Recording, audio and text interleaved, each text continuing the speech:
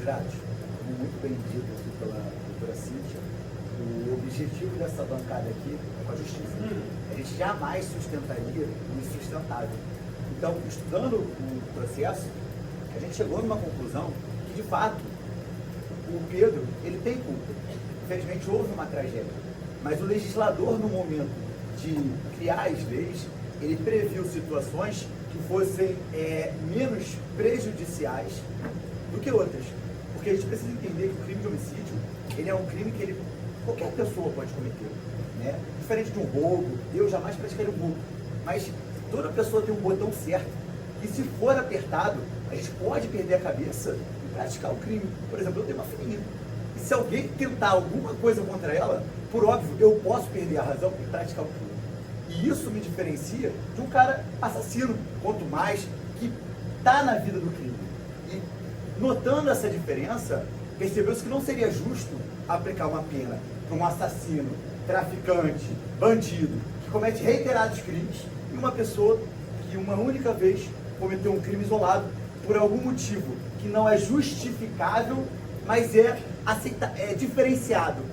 E aqui, o objetivo da defesa, concordando com a promotora, né, onde nós somos os operadores do direito, a gente viu que o Pedro, ele não é um assassino quanto mais, ele não é um bandido.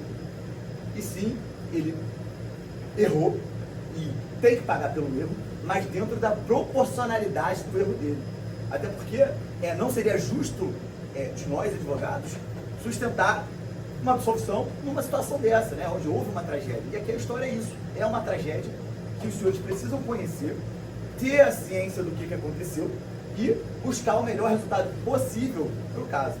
Então, eu vou explicar para os senhores o que fez chegar ao fim dessa história, né? O Pedro, um menino trabalhador, criado pela sua avó, pela sua mãe, nunca se envolveu com nada de ilícito, uma vida sofrida, batalhadora, sempre buscou ali estudar, buscou trabalhar. Esse menino trabalhava na época dos fatos, né? E por questões de relacionamento, jovem, ele é imaturo, não tem um raciocínio como um adulto já formado. E por várias situações, né, teve ali um fator gerador para o crime acontecer. O Pedro, ele namorava uma menina, né, a Laura, acho que todos os senhores sabem disso, e aí teve aquele término, e aí ele retornou um namoro. Então assim, ele estava frequentando a casa da Laura, ele pegou uma mensagem da Laura no celular no dia 19 e não gostou. Então nesse momento, ele foi confrontar o Luiz Cláudio falando, fala aí, por que você está mandando mensagem para a Laura? Eu tenho namorado. E o Luiz Cláudio, por sua vez, falou, não, ela não tem foto, nada, ela está solteira. E aí já surgiu a primeira rivalidade entre os dois. Então ali, naquele momento acalorado, os dois iniciaram uma discussão, falaram, então vamos se encontrar para resolver isso. O Pedro foi, mas nesse momento, a gente percebe que ali ele não tinha vontade de matar, porque se ele já tivesse essa vontade de matar, ele iria armado. E não. A gente tem conversas aqui que serão mostradas para os senhores, que ele foi descalço. Chegou lá de bermuda, na mão assim, descalço, para resolver o problema. E aí quando ele chegou lá, o Luiz Cláudio estava armado. E aí, vejam, aqui já mudou o cenário. A partir do momento que o Luiz Cláudio estava armado e mostrou a arma para ele, falou, irmão, eu não resolvo no soco não. Comigo é diferente. Eu não sou moleque para ficar saindo de briga aí na rua. Se for para resolver, resolva assim, do jeito que você viu. E o Pedro, naquele momento, surpreendido com aquela situação, recuou. Falou, não, tá bom, vou embora. E aí, chegando em casa, voltou às trocas de mensagem.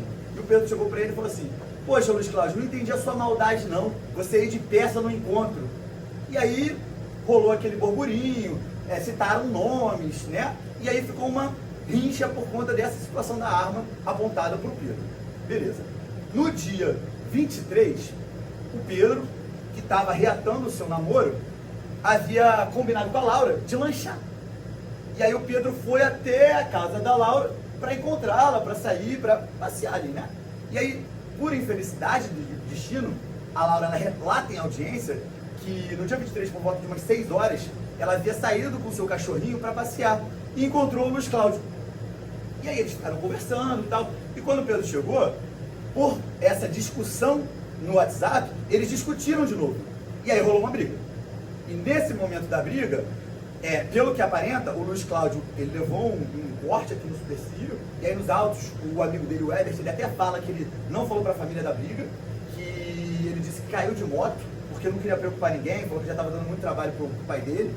E aí, beleza, eles brigaram, e o Pedro relata que nessa briga, o Luiz Cláudio falou, olha, isso não vai ficar assim não, você vai pagar com a vida. E o Luiz Cláudio, lembrando que já havia colocado uma arma na cara do Pedro. Então não era uma ameaça isolada, não era alguém que não tem nenhum potencial ofensivo de te gerar uma ameaça. Não, foi uma pessoa que já havia colocado a arma na cara do Pedro e agora falou, agora eu te mato. Então Pedro, que nunca foi envolvido com crime, nunca teve nada, foi buscar uma arma e falou, olha, eu vou me defender, eu vou procurar uma arma, porque antes que chore a mãe dele, chora a menina. E aí beleza, o Pedro buscou uma arma.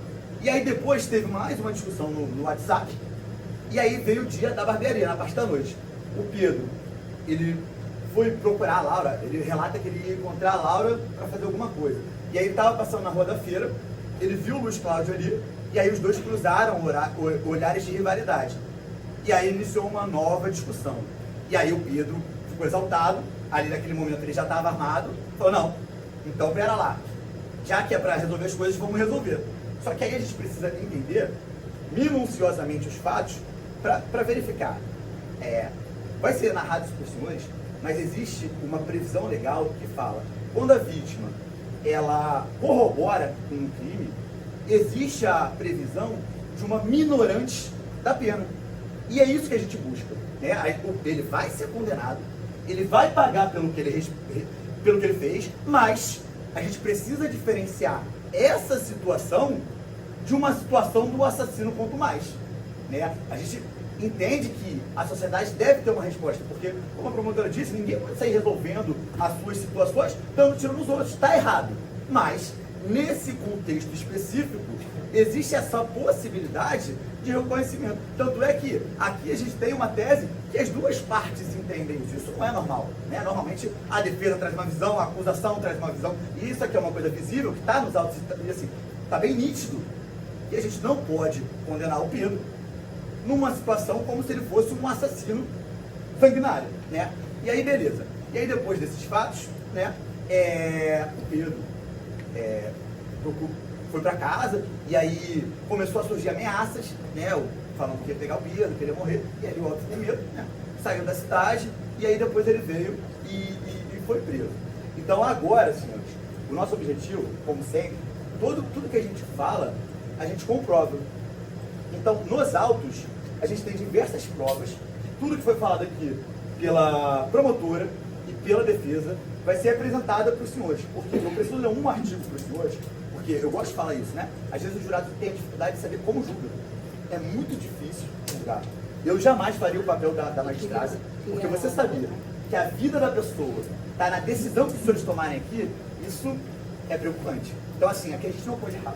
Aqui a gente não pode deixar que fatores externos atrapalhem o juízo de cognição dos senhores. A lei manda, vou explicar para os senhores como a lei manda que o juiz julgue. O artigo 155 do Código de Processo Penal, ele fala que o juiz fundamentará sua convicção pela livre apreciação da prova produzida sobre o contraditório judicial. Ou seja, a lei manda que o juiz exclua os fatores externos, não deixem que o julgador seja influenciado pelas notícias, até porque a notícia não tem ciência do que foi produzido nos autos, ela não sabe quais foram as provas que foram produzidas nos autos, a notícia ela se espalha por boatos. E aqui o juiz ele deve analisar as provas e tirar o seu próprio, a sua própria concepção dos fatos. E aqui a prova manda os senhores reconhecerem a minorante que diferencia o Pedro de um assassino quanto mais. Então, a partir de agora, o doutor João vai apresentar aqui as provas para os senhores, para que os senhores tenham ciência e possam julgar com justiça, igual a doutora Ana Carolina exerce a sua função.